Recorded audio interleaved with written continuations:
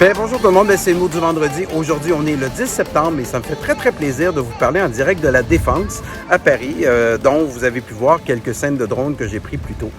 Cette semaine, j'ai passé beaucoup de temps à la Défense à rencontrer mes différents coachés, mes amis, mes contacts et on a pu bien connecter. Et après cette année-là de visioconférence, c'est un peu ce que je disais à mes coachés, j'ai dit c'est le fun de voir que tu n'es pas un être virtuel et que tu existes vraiment.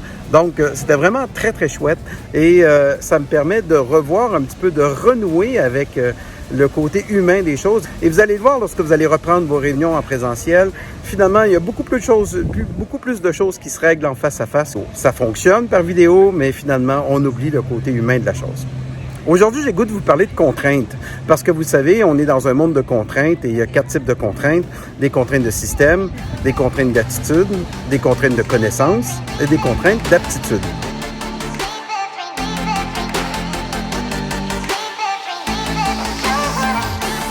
En ce sens, aujourd'hui, en ce monde post-pandémie-là, on vit dans un monde de contraintes qui a changé.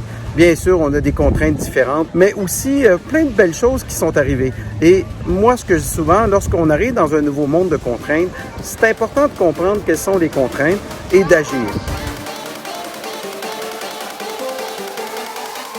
Un petit rappel, lorsqu'on a une contrainte de système, qu'est-ce qu'il faut faire? Première chose, c'est d'identifier la contrainte.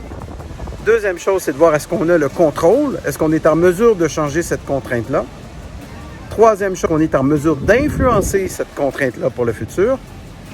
Et si on n'est pas capable ni de contrôler et d'influencer et qu'on l'a fait une fois, 2 fois, bien là, on a un choix à faire.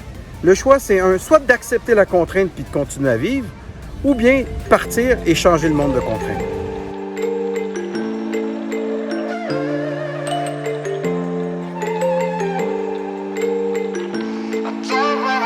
En ce sens, lorsque vous allez prendre contrôle de votre vie et prendre conscience que vous avez le choix ou pas d'accepter vos contraintes, bien, finalement, ça va éviter ce que moi j'appelle le complexe de Calimero. C'est-à-dire, c'est trop injuste. Arrêtez de dire que c'est trop injuste. Vous êtes vous-même, vous avez le choix de votre vie et ces choix-là vous permettent d'aller plus loin.